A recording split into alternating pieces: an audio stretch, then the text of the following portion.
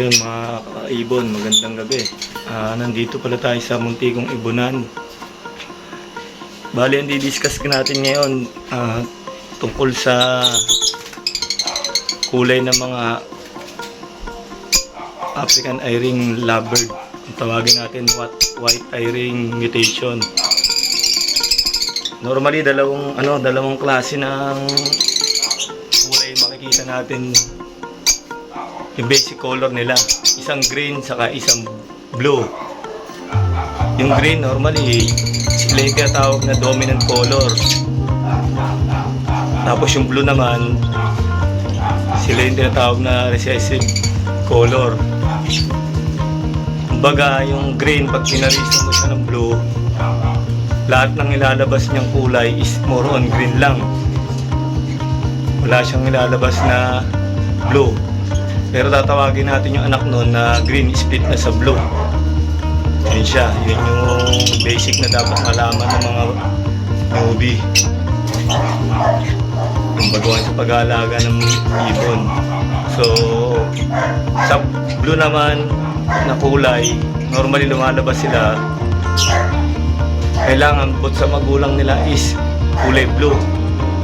Pero kung green nga ang isa sa magulang, split sa blue lang siya. Ganun siya. Alin yung dapat alamin ng mga baguhan. Itong video natin medyo makakatulong to sa pagbibreed ng eye-ring o yung white eye-ring mutation ng African. Meanwhile,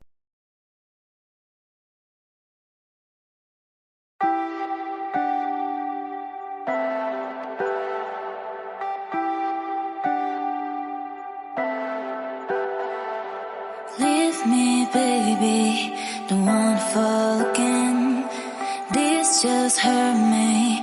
So dito sa mga article na to, mababasa natin yung mga iba't ibang mutation pa ng Fisher.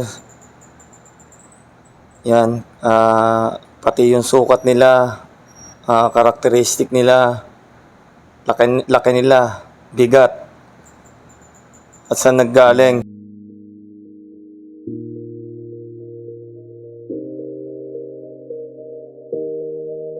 Mga kaibon, ito naman yung green Fisher natin. Wala silang split sa blue. Yan yung breeder natin. Kaso pinapain ako sila ngayon. Buga na rin yan. Kaso hindi siya pure na green lang. May karga siya misty saka palo. Pero sa blue series wala siyang kargang blue series. Green series ng karga nilang pares na to. Ayan siya. Gagamitin ko rin sila ngayong breeding season. Hanap lang ako ng question dito sa muntikong ibunan. Ayan sila. Malaki sukat nila. Yung normal yung makikita mo pag pure.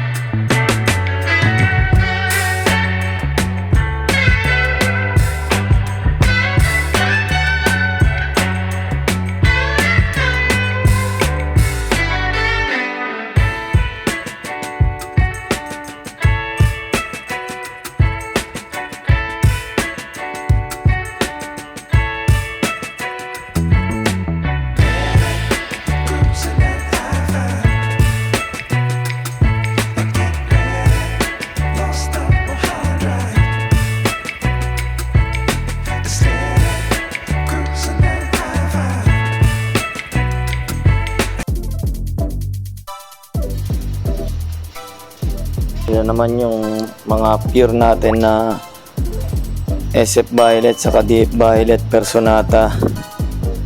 Pinahinga ko rin sila gawa ng nakarang breeding, wala rin sila nabuhay. Pero ngayon waiting tayo pa sa pepwestuhan nila kasi puno lahat ng breeding cage natin. Kaya abang-abang lang sila ng paglalagay nila ngayong breeding season. So yun guys, itur ko kayo sa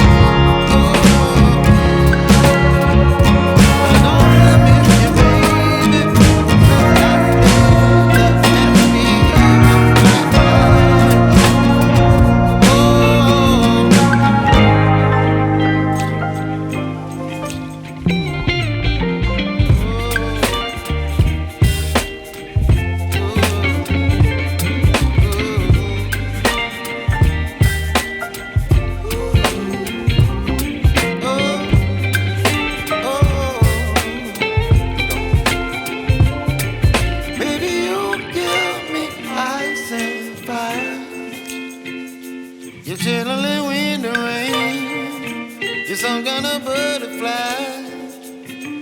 Baby, you give me midnight. You whip up my appetite. Don't leave me here high and dry. Baby, you give me ice and fire. You're channeling wind and rain. You're some kind of butterfly. Baby, you give me midnight. You whip up my appetite. Don't leave me here high and dry. Oh, oh, oh, oh. Yun, may itlog.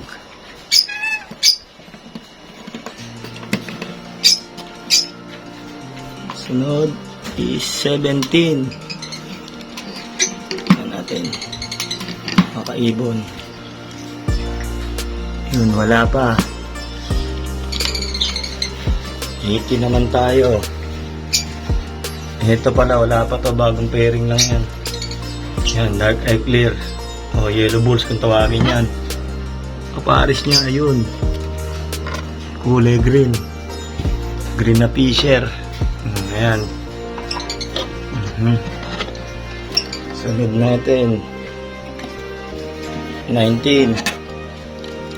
Oh, oh yun, may itlog. 4 na, oh.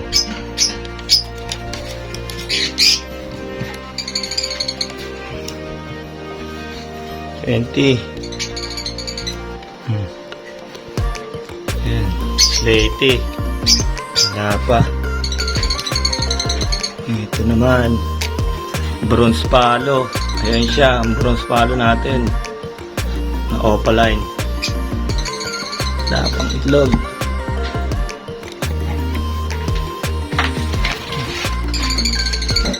Sunod is ito.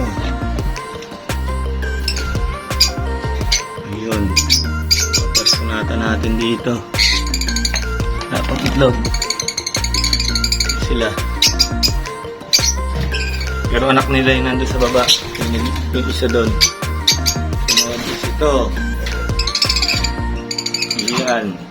Number 23. Wala pa. Gumagawa na ng hukay. Hukay para sa itlog nila. Doon nila nilalagay itlog. Sunod is ito na. Yan. May itlog din.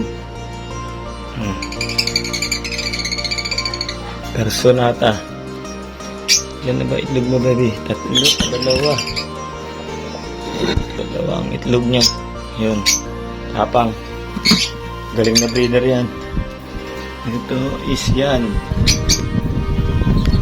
Dalawang hybrid ang itsura. Yun, wala pa. Last but not the least na. Ito, huling cage natin, number 26. Ayan siya. Ayan natin. Itlog ka na ba?